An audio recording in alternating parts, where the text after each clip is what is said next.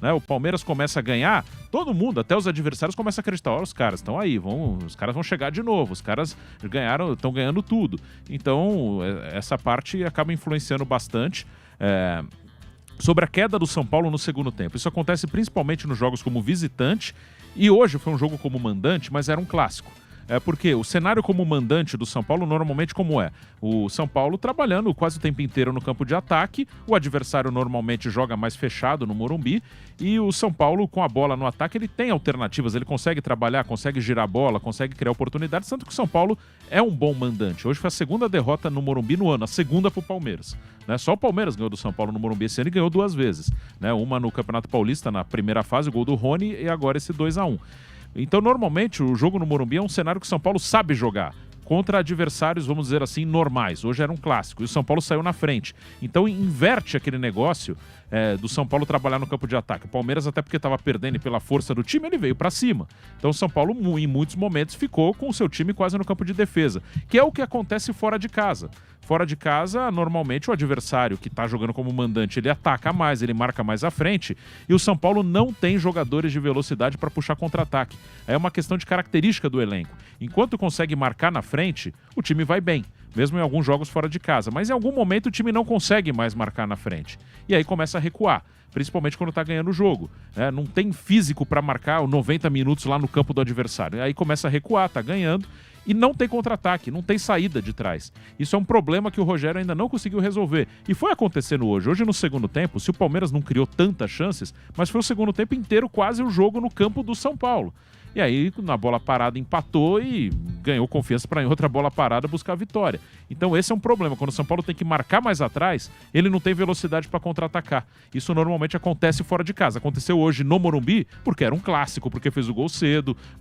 Se o São Paulo faz 1-0, sei lá, no Avaí, no Morumbi, o Avaí não vai atacar como o Palmeiras. Pode até tentar atacar para empatar, mas vai tentar lá no final. Então é um jogo que mesmo em vantagem o São Paulo vai jogar no campo de ataque, que é como esse time gosta, como esse time é de acordo com as características desse time. Quando tem que marcar muito tempo no campo de defesa, não tem saída e muitas vezes acaba sendo sufocado.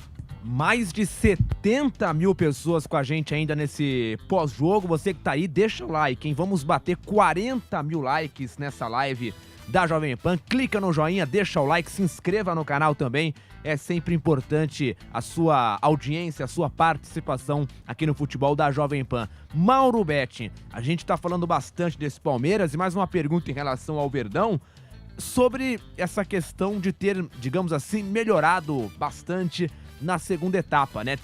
O Palmeiras conseguiu encaixotar o São Paulo no segundo tempo, foi pra cima e aí, como o Bruno citou, empatou o jogo e depois conseguiu a virada. O que foi o grande diferencial pro Palmeiras no segundo tempo em relação à primeira etapa, em que não foi tão bem assim, Mauro? Como acontece em muitos jogos, né, Guilherme? Depende não só da própria equipe, mas do adversário. O São Paulo criou mais oportunidades no primeiro tempo, teve 6-3. Eu discuto muito o gol do São Paulo. No primeiro momento eu achei que era legal. De novo, não tem nenhuma imagem conclusiva que a bola, menos pra mim, bata na mão do Patrick no gol do São Paulo. Por isso, se você observar, depois que ela bate no ombro do Patrick e vai para aquilo que poderia ser o toque e a bola entra, repare no giro da bola, ela muda o giro. Então, pra mim, é um toque. Mas é um lance, repito, complicadíssimo. No gramado não dá pra ver. Aqui na cabine da Jovem Pan do Morumbi não deu pra ver pela distância, óbvio. E só depois que eu vi o lance. Então dá pra discutir. Os 2 lances de pênaltis das trombadas do Jandrei com o Rony ou vice-versa, eu não teria marcado do primeiro tempo, também não teria marcado do segundo tempo. Também dá pra discutir, mas não teria marcado. Mas o São Paulo, pra mim, discutivelmente, foi melhor na primeira etapa. As mexidas do Rogério deram certo, né? A linha de 3 mantida, o Igor Vinícius e o Reinaldo saindo mais. O Neves, que eu não acho grande coisa, marcando e liberando um pouco mais o Igor Gomes à direita, o Patrick à esquerda para encostarem no Calheiro. O São Paulo criou mais oportunidades, 6-3, e mereceu o primeiro tempo. Se eu fosse o Abel ou o João Martins, teria voltado já mexido para a segunda etapa, porque o Gomes não tem funcionado pela lateral direita, é melhor o Mike, né? E saindo o Luan, que não tá tão bem, voltando de ritmo de jogo, e o Gomes é o zagueiraço que é. Mas o Palmeiras voltou, mas demorou para ter chance mesmo na segunda etapa. O Palmeiras teria, pelos meus critérios, um lance com aquela bola que bateu no travessão do Breno Lopes aos 29 do segundo tempo. Quer dizer, demorou. São Paulo é fato que não as criou, né? Não teve nenhuma grande chance do São Paulo no segundo tempo. E o Palmeiras aí sim foi criando chances. Para mim, no final das contas, teve mais oportunidades. Eu não contei nenhuma chance legal para o São Paulo no segundo tempo. E o Palmeiras, que tinha tido 3 no primeiro tempo, teria mais 5 e acabaria empatando o jogo aos 44 e 52 e virado aos 50 minutos e 9 segundos em 6 minutos e 17. O Palmeiras repetindo a proeza da última quinta-feira. Foi na base da empurrança, foi nas mexidas, foi naquele momento, como bem destacou o Bruno, daquela coisa de uma fase de confiança absurda, que não é de soberba, não é de soberania, não é nada, não é jactância, passar o pé sobre a bola, não, é jogar o jogo, é buscar o empate que o Palmeiras estava perdendo e depois buscar a virada. E numa fase que dá absolutamente tudo muito, muito certo ao Palmeiras.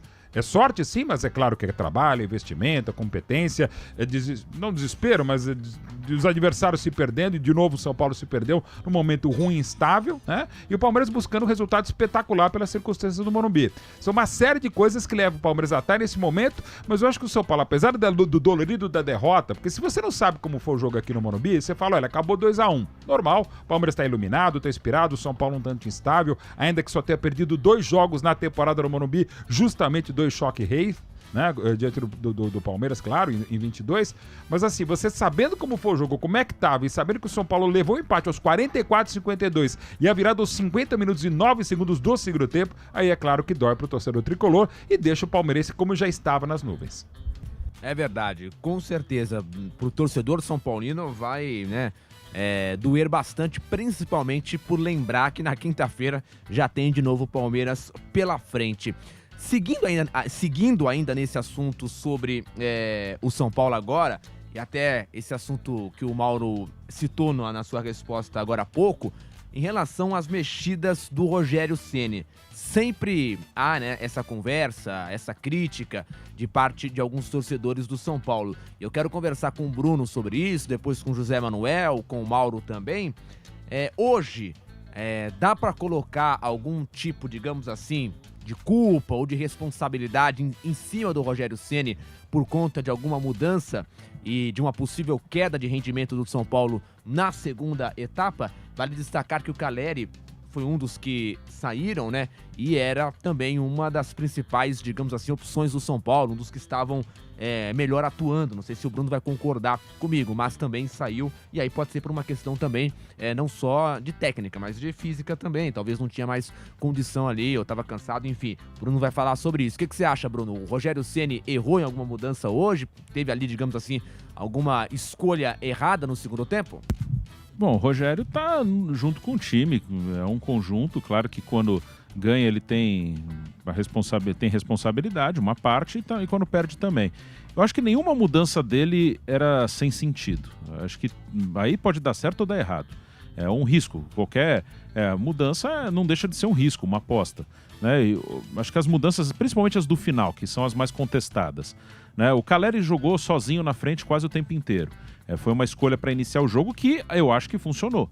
A ideia inicial de escalação deu certo. O São Paulo abriu o placar e ficou na frente durante a maior parte do jogo. Então acho que essa escalação inicial só com o Calleri de atacante funcionou. Mas claro que isso tudo tem o lado, uma coisa... tem o lado bom e o lado ruim. O Calleri ficou sozinho, principalmente quando o Palmeiras avançou mais o seu time, estava perdendo o jogo. O Calleri muitas vezes ficou isolado, isso causa um desgaste físico. Então ele trocou pelo Éder, que é um cara que movimenta mais, que poderia ajudar a puxar um contra-ataque. O São Paulo quase não saía de trás, então precisava de uma bola mais esticada, que acabou não rolando. O Rigoni no Nestor, saiu até contesto pela fase do Rigoni, mas fazia sentido, também era tentativa de colocar um cara mais pelo lado, um cara para tentar tirar o time de trás, o contesto pela fase do Rigoni, que é horrorosa. Isso, ok. A do Miranda, pelo Reinaldo saindo entrando no Miranda, que talvez seja mais criticada, porque fica aquela coisa, colocou um zagueiro e tomou 2 gols. Ok, não deu certo, isso é fato, mas fazia sentido. Até os 2 gols do Palmeiras foram na bola aérea. Ele com certeza pensou na bola aérea. Não deu certo, ok. Mas com certeza quando ele tira o Reinaldo, coloca o Miranda, passa o Léo para a ala esquerda, ele pensa o Palmeiras está perdendo, eles vão jogar a bola alta na área. O meu time está fechado, o adversário vai cruzar a bola. Cruzou, fez 2 gols de cabeça, não funcionou. Mas assim, a lógica que ele tinha na cabeça, eu imagino que seja essa, fazia sentido. Então Então, não acho assim que perdeu porque o Rogério mexeu. Claro que ele acaba tendo responsabilidade, ele é o treinador da equipe, mas é todo mundo ali, não dá pra... foi por causa do Rogério que perdeu. Isso aí eu acho que é um exagero. Acho que ele acertou e errou na partida, acertou na escalação, as mudanças não funcionaram, mas não acho que eram mudanças sem sentido. Acho que tinha algum sentido nas mudanças que ele fez no time. Tá aí o Bruno Prado, já nós teremos